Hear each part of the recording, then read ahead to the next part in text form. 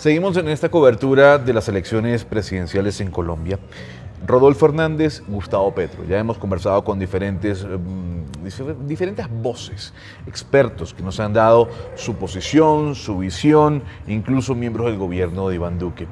Tenemos con nosotros a Amaury Chamorro. Amaury Chamorro es un estratega reconocido a nivel político en América Latina. Ha asesorado gobiernos como el de Rafael Correa, en su momento como el de difunto Hugo Chávez, Pedro Castillo y gran parte de la izquierda latinoamericana.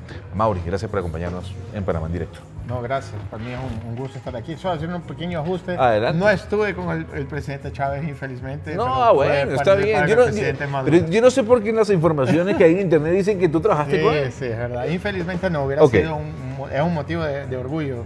Muy bien. Si pudiera haber trabajado con él, claro que sí. Amaury, hemos conversado en diferentes oportunidades y a mí me encanta hablar del fenómeno de América Latina políticamente hablando. Vemos a un AMLO en México, vemos a un Bukele en El Salvador, vemos a un Pedro Castillo en Perú, vemos a un Boric en Chile, vemos a un Bolsonaro en Brasil, lo que está a punto de ocurrir con Gustavo Petro, Kirchner en Argentina. O sea, personajes que son tal vez la antítesis del político tradicional en América Latina. ¿Qué es lo que está pasando en la región? Yo creo que hay algunos que sí son fenómenos de la antipolítica en el sentido clásico que nosotros estamos acostumbrados a los años 70, 80, los políticos de ese estilo, ¿no? Tienes algunos citan a Nayib Bukele, por ejemplo, como un antipolítico, pero en realidad Nayib Bukele viene de las juventudes del partido del FMLN, el Frente de Farabundo Martí, que fue una guerrilla que se transformó en un partido. Es un gran admirador de Shafiq Handal, que fue el secretario general del Partido Comunista salvadoreño y todo, y rompe con el FMLN y sale a hacer su partido y gana y ha hecho un gobierno muy admirado en el mismo Salvador, muy respetado. Yo creo que lo que se ha roto no es tanto la antipolítica, no es que se ha llegado a un punto de antipolítica, lo que se ha roto es la frontera entre la izquierda y la derecha. Y eso hace con que las poblaciones comiencen a discutir mucho más por causas, por algo que los movilice, que estrictamente tener un posicionamiento si eres de izquierda o de derecha. Inclusive porque la izquierda ha generado contradicciones ideológicas, pragmáticas, programáticas sobre su actuar, ¿no? Por primera vez en 200 años de república, de independencia, digamos, de América Latina, la izquierda pudo ganar una elección, terminar un gobierno, reelegirse, ganar mayoría en los parlamentos, cosas que nunca había existido porque habían los golpes de Estado, las dictaduras y todo lo que ocurrió. Que es algo que para Colombia es muy distinto porque prácticamente en Colombia nunca ha habido una dictadura. Hubo un periodo muy corto, hace muchos años atrás, pero digamos que es la democracia más estable, pero también la más violenta, la que más ha asesinado en la historia, yo creería que del mundo. Entonces, ¿qué es lo que ocurre? Esa frontera se rompe y ahí tú tienes políticos que logran de alguna manera permear esas fronteras imaginarias, ideológicas, y logran captar inclusive ciertos sectores de derecha o ciertos sectores de izquierda, unificando causas, unificando un lenguaje, una forma de expresarse, de dialogar y de construir consensos en la sociedad, que también va mucho de la mano con las redes sociales, también va mucho de la mano con una forma distinta, no estructural, partidaria, vertical, como conocemos, ¿no? Como el caso, por ejemplo, de Nayib Bukele o el mismo presidente Andrés Manuel López Obrador, que viene de 12 años de elecciones presidenciales, que él participó 2 elecciones, le robaron las 2 elecciones, gana esta tercera, pero él nunca dejó de estar en la calle. Él durante estos 18 años prácticamente estuvo en cada esquina de México andando, construyendo. Entonces yo diría que en términos discursivos, ideológicos, se rompen las fronteras, así como se acabó la Guerra Fría, ¿no? Se cae la Unión Soviética, entonces queda como un mundo prácticamente gobernado solo por los Estados Unidos. Entonces lo que ocurre es que también ya no tenemos más esa izquierda dura, consolidada, como la conocíamos antes, y esa derecha. Es una cosa que está mucho más fusionada, ¿no? Hay una población que está de acuerdo con algunas propuestas de Petro, pero también, por ejemplo, con propuestas de Rodolfo. Y eso hace con que sea medio ambiguo. Entonces esos nuevos políticos, o la generación ya de Nayib, de Boric, la de Andrés Arauz, que participó en el Ecuador, y las que van a venir a sustituir los grandes líderes como Lula, como Evo, de alguna forma deben permear esa frontera, pero generar un nuevo lenguaje político. Yo digo que es crear un lenguaje político diferente, que sea más pulverizado, que sea más más horizontal, no tan vertical, y que permita una construcción colectiva de un proyecto, una visión de mundo. Eso Claro. es lo que permite más hoy en día tener adherencia a los sectores, recordando que el 40-50% de algunos países de los votantes prácticamente se conforman como sujetos históricos ya dentro, usando redes sociales. Claro. Entonces tienen una percepción y una forma de ver el mundo y de construir esa percepción distinta de la sociedad que no tenía ni celular. Entonces, esa adaptación, estamos en esa fase de transición. Va a haber de aquí unos 20, 25 años donde prácticamente el 100% del votante esté acostumbrado a usar solo su celular y las redes sociales. Entonces, estamos en esa fase de adaptación. Yo creo que es más un tema tecnológico que ideológico. Tú no has asesorado, según tus palabras, al candidato Gustavo Petro, pero has visto lo que se ha palpado en la calle. Y sin duda alguna deja un sinsabor esta campaña política, porque es una campaña de mucha campaña sucia, mucha campaña negra, las redes sociales disparando cualquier cantidad de desinformación de lado y lado, y no solo en la segunda vuelta, sino también en la primera. Videos van, videos vienen. ¿Cuánto daño crees que le hace al país una campaña como la que ha vivido Colombia a esta altura? A los ciudadanos. ¿Crees que deja un quiebre, una huella o un lunar esta campaña política en Colombia? Yo creo que Colombia ha cambiado. Bueno, estábamos hablando de eso hace poco. Yo creo que Colombia ha cambiado porque ya la sociedad no aguanta más la violencia, sea verbal, sea física, sea económica. Ya Colombia ha sufrido mucho durante 200 años, un país que ha vivido en guerra 200 años, y que ahora ya vio que sí hay un camino que puede ser la no violencia. Infelizmente, y eso no es de ahora ese fenómeno, pero infelizmente la disputa política siempre ha sido muy agresiva. Igual antes del internet, antes de que existieran las redes sociales. Ahora lo que ocurre es que si tú googleas, está ya el ataque. Antes tú atacabas y acababa la elección, cuando no había internet se desaparecía aquello todo, ¿no? Todo eso, el ataque, la guerra sucia, eso siempre existió. Ahora es más presente, es más latente, y también de alguna parte, una cosa que quería comentar es que algunos sectores dicen, no, qué guerra sucia, qué cosa tan fea, pero acordemos lo que hizo Uribe con el DAS, usando el Estado, dinero del Estado para destruir la reputación de políticos, de jueces, de actores, de artistas, de lo que tú quieras. Eso también es guerra sucia. Y ahí no se hablaba de polarización. Entonces, yo creo que en manera general la guerra sucia, el fake news, el ataque, eso destruye el proceso político. Eso es malo. Porque lo que tú haces es obligar a la sociedad a basar sus decisiones con base en lo negativo del otro y no con tus propuestas. No obstante, hay que dejar muy claro, el único que ha propuesto algo desde la primera vuelta hasta ahora ha sido Gustavo Petro. Estábamos también conversando, las encuestas cualitativas, cuantitativas dan que Gustavo es el más preparado, es el único que ha presentado propuestas, es el único que tiene experiencia, que ha podido, Entonces, si hay un candidato que ha presentado eso, lo que ha ocurrido en esta segunda vuelta es una ola de que el país se despierta de haber mandado a Rodolfo Hernández a una segunda vuelta cuando ve que encuentra un tipo violento, misógino, un Bolsonaro que habla en español con cara de Trump. Yo digo que es ahora que en su yate con 12 chicas en hilo dental, ya no sé ni cómo describirlo. Entonces, Colombia se despierta a ese personaje porque era simpaticón. Yo digo que todo el mundo tiene en la familia un Rodolfo Hernández, ¿no? Es un tío, un abuelo, así, que al mismo tiempo que es chistoso, es misógino, hace comentarios medio raros, es mal hablado y golpea, y es todo hecho el valiente, no sé qué. La gente, estamos más acostumbrados a convivir con un Rodolfo Hernández, pero nadie tiene en su familia un Gustavo Petro.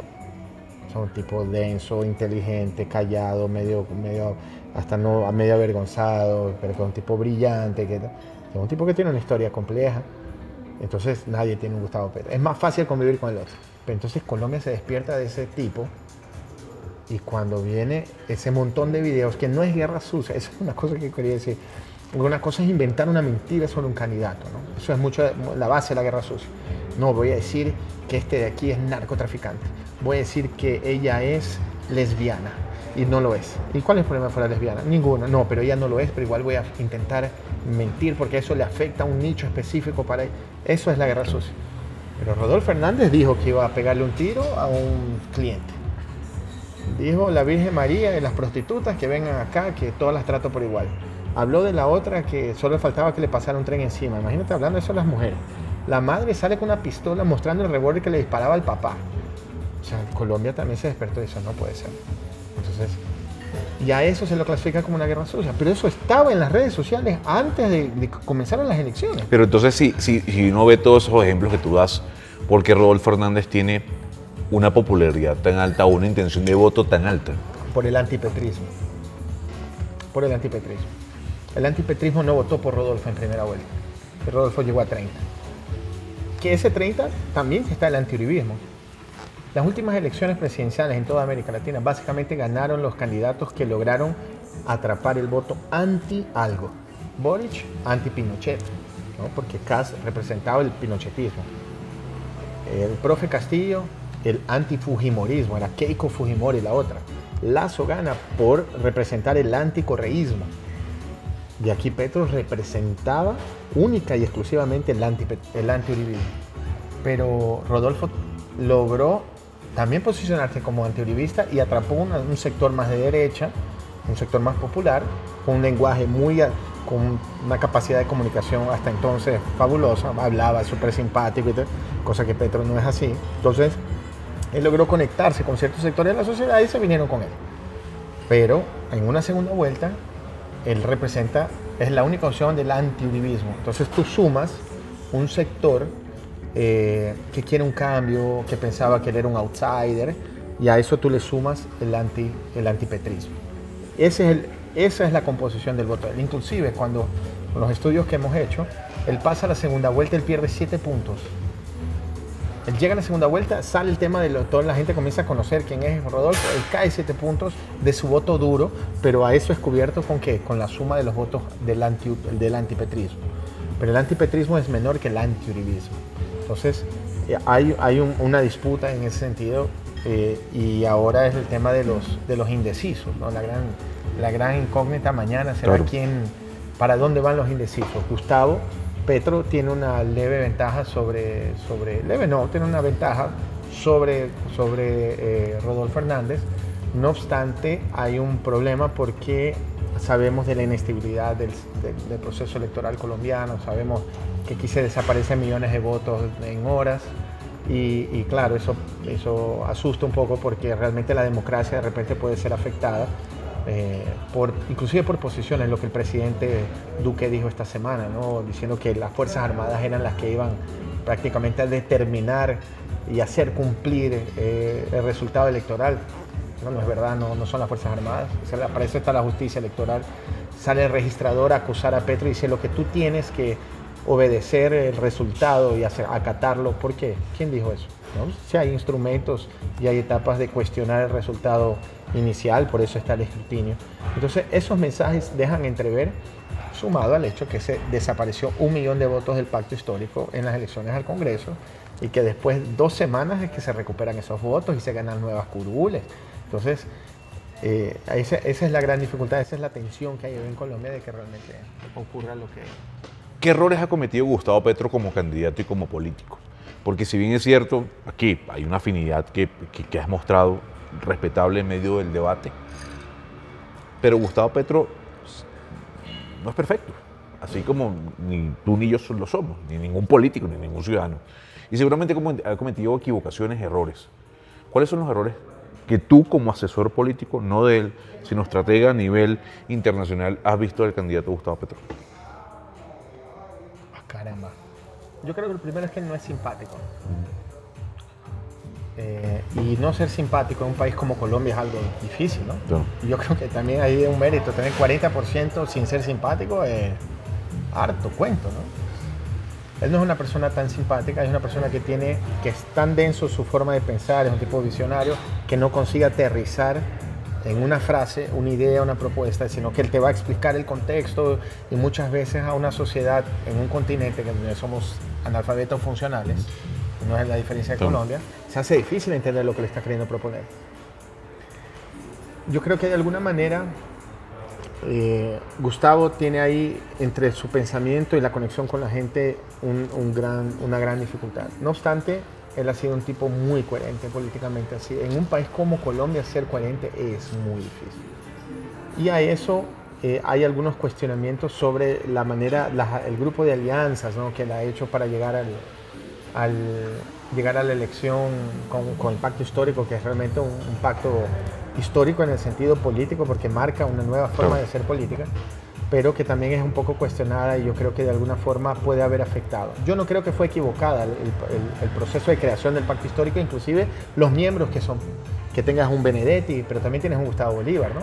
Tienes un Iván Cepeda, pero también al otro lado tienes un Roy Barrera. O sea, esas figuras, estamos hablando de hombres, pero también está Pizarro, también tenemos a Aida Bello. O sea, tienes una composición de un espectro muy interesante que te permite decir, mira, nosotros podemos juntos sentarnos en una mesa a construir una visión de país. Pero yo creo que comunicacionalmente eso también enredó y hizo con que algunos sectores digan, no, pero estos viejos políticos no son el cambio. Petro sí es el cambio, pero los que están alrededor de él de repente no son. Y yo creo que ahí ese cálculo entre lo político y lo comunicacional puede haber costado un poquito. Pero como un personaje, es un hombre muy, muy, muy coherente. Brillante desde el punto de vista de pensar el mañana, pero que sí tiene muchas dificultades de lograr aterrizar su idea, su pensamiento, la forma con que él ve el mundo para el ciudadano, la mayoría de la población de Colombia. Eso se hace muy, muy difícil en un momento electoral y también se hace difícil al momento de gobernar.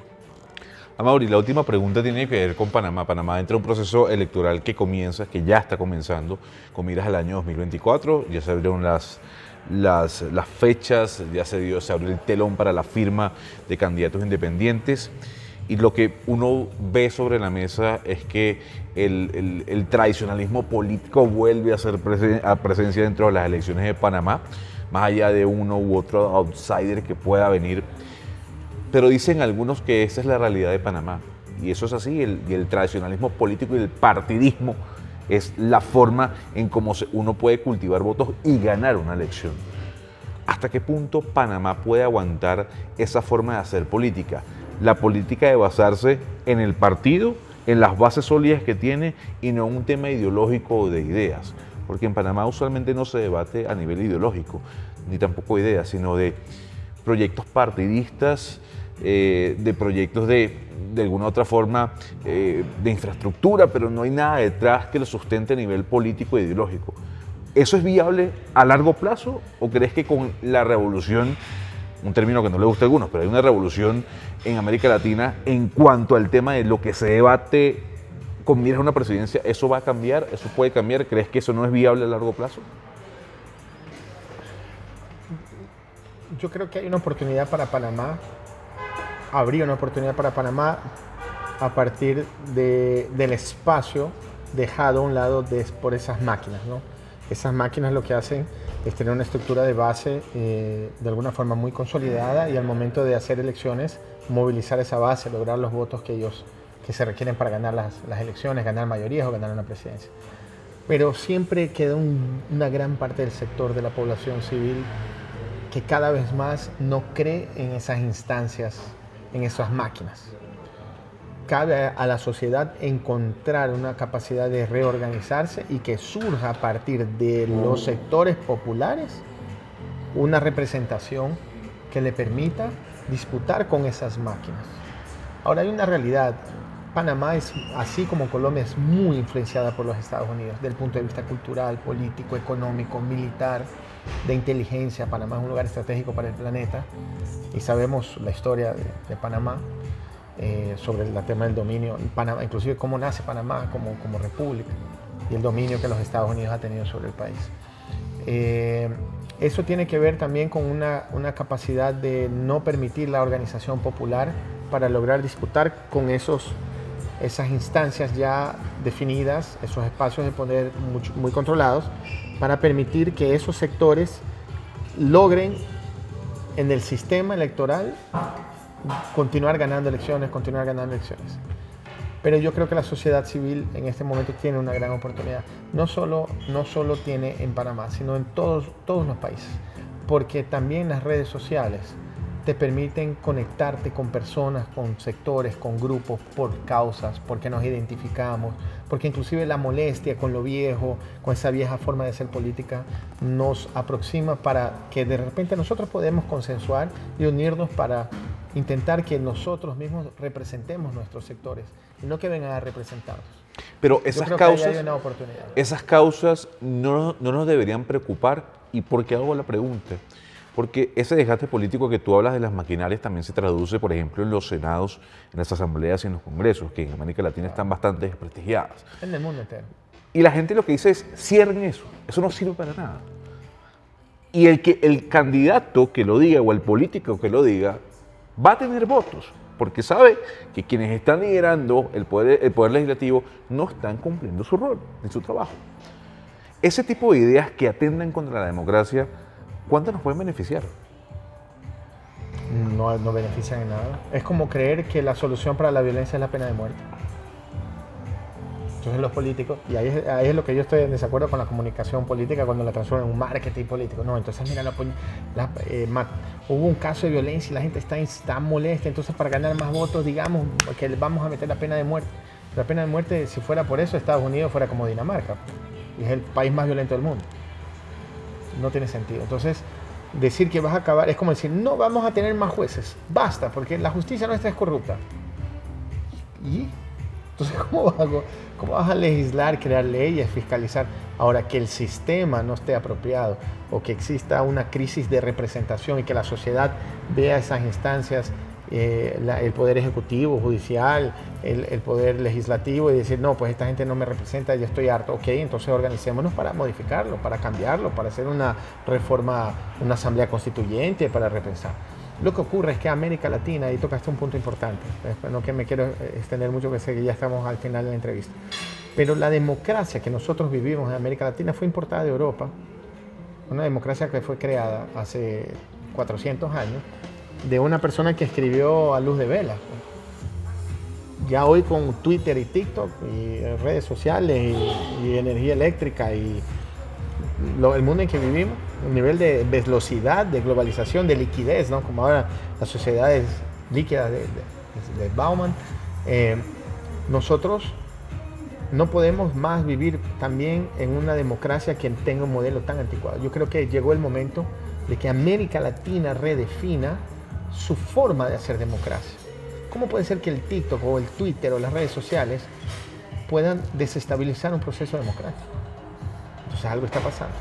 ¿Cómo puede ser que desde otros países yo pueda influenciar el resultado de las elecciones porque yo manejo las redes sociales y de alguna... Entonces la democracia es muy, muy vulnerable. Entonces nosotros debemos repensarla como sociedad. Y eso va a ayudarnos a traer respuestas también de la crisis de representación de los partidos y de esas instancias que la sociedad dice, mire, discúlpeme, yo me despierto todos los días 5 de la mañana para ir a trabajar, trabajo como un burro para educar a mi hijo, nosotros vivimos apretados y tenemos una situación complicada y yo sé que mi hijo no va a poder acceder a una universidad, que yo vivo pagando alquiler porque no tengo condiciones de comprar mi casa. Y estos de aquí que viven como reyes y como magnates me van a decir a mí que va... O sea, esa distancia ya generó un agotamiento de la sociedad y eso ya viene mucho. Pero ¿cuál es la solución? Entonces acabo con la presidencia de la República, vamos a vivir como no hay cómo. Pero entonces sentémonos a rediscutir y yo creo que eso lo deberíamos hacer como sociedad, no un país, sino todo nuestro continente. Pero ¿cómo se le puede explicar, ya para finalizar, a la gente que el problema no es la democracia como figura política, sino quienes gobiernan los estados? Porque la gente, cuando uno ve las encuestas del Latinobarómetro, ponen a la democracia en sus problemas como en el 5º o 6º lugar. Lo primero es la inseguridad, la economía, mi bolsillo, a mí no me interesa, por mí que cierren las asambleas, eso no sirve para nada. ¿Cómo hacer entender que el problema no es la democracia per se, sino quienes nos gobiernan? Es que los que gobiernan son resultado de una crisis democrática. Y más que todo, y todo eso nace con el proceso educacional. Nosotros vivimos en la región más desigual del planeta, ¿no? O sea, nosotros tenemos los más ricos del mundo y los más pobres del mundo. La pobreza nuestra supera la de África y nuestra riqueza, los ricos nuestros superan a Suiza. O sea, ¿cómo es eso? En un mismo continente. Esa desigualdad se sostiene y se mantiene por una cuestión principalmente estructural de la educación. Entonces, a un ciudadano que tiene hambre y que tiene que trabajar 12 horas vendiendo caramelos en las esquinas de las casas, de las calles, para lograr sostener y llevar la comida a su hogar, hablarle de democracia es algo absurdo. Y él no puede darle una educación a su hijo para que el hijo de él no venda caramelos como él vende. Entonces, ¿cómo nosotros logramos cambiar esa realidad? Primero es que existe un proceso de conciencia de la sociedad para entender las variables y ahí nosotros también volver a discutir. Porque no te digo que en un año renace una constituyente y se resuelve todo, pero sí debemos iniciar. Yo creo que todos los sujetos políticos, sociales, los líderes de nuestro continente deberían tener un compromiso de refundar nuestra democracia. ¿Cómo comienza esa refundación? Con educación. No hay posibilidad de reformar y de mejorar las condiciones de vida, tanto económicas como también sociales, políticas, y que de repente los poderes sean la representación, o sea, mínimamente nuestra representación. Nosotros nos veamos identificados allá, porque no hay forma, por más imperfecta que sea, y salió un video, inclusive de Pepe Mujica apoyando a Gustavo Petro, hablando de, mira, la democracia es imperfecta, pero es lo menos peor que tenemos para vivir en sociedad. Claro. Entonces, si nosotros conformamos, hacemos un cambio educacional, y esto estamos hablando para aquí a 50 años, a donde la sociedad nuestra tenga la capacidad de instalar un debate real, si este modelo no es lo suficientemente bueno, pero entonces vamos a modernizarlo. Es que ahí realmente nosotros vamos a lograr superar. Yo no creo que simplemente decir, no, la culpa es de los gobernantes. Es una salida muy barata y nosotros no podemos tenerla. Nosotros, que yo digo, es los formadores de opinión. Nosotros debemos tener una responsabilidad de ayudar a estimular a que la sociedad civil como un todo participe, porque el gran problema es cuando digo, como en el caso de Colombia, donde la mitad de la gente no vota. Eso es gravísimo. En Chile, Piñera fue electo, la última elección ganó con el 12% del patrón electoral. 12% del patrón electoral eligió un presidente de la República. ¿Por qué? Porque la gente no quiere saber. Y eso es muy grave. Yo creo que las elecciones deberían ser obligatorias. Si es obligatorio pagar impuestos, ¿cómo no puede ser obligatorio elegir al presidente? Claro. Es antagónico, ¿no? Entonces el impuesto también es obligatorio. Yo creo que esas asimetrías se resuelven con educación. Pero ¿cómo comenzamos eso? Donde nosotros asumamos un rol dentro de nuestras diferencias políticas e ideológicas, pero de consensuar que el mundo en que vivimos ya también se acabó. La medio ambiente se acabó, el calentamiento global, el mundo ya no aguanta más este modelo económico en que vivimos. Entonces sentémonos en nuestras diferencias, encontrar un camino que permita salvar el planeta. Y en esa discusión está el tema de la democracia y el tema de la representación de los políticos sobre la sociedad que ellos supuestamente deberían liderar. Wow, qué buena conversación. Amaury Chamorro, tal vez uno de los mejores y más destacados estrategas políticos reconocidos de América Latina. Sin duda alguna, no voy a decir que asesoraste al fallecido Hugo Chávez, porque ya me vas a decir que te hubiese encantado, pero sí ha trabajado con el presidente o expresidente Rafael Correa, el presidente Pedro Castillo, ha asesorado líderes de la región. Qué placer tenerte aquí para los oyentes y quienes nos ven a través de la señal de Panamá en directo, Amaury. Muchísimas gracias. No, gracias a ti, gracias a todos y a todos que nos han visto, que hayan tenido paciencia para ver esta conversación, que para mí fue muy grata, gracias, y siempre a disposición, un honor, un saludo enorme a nuestro querido Panamá. Buenísimo.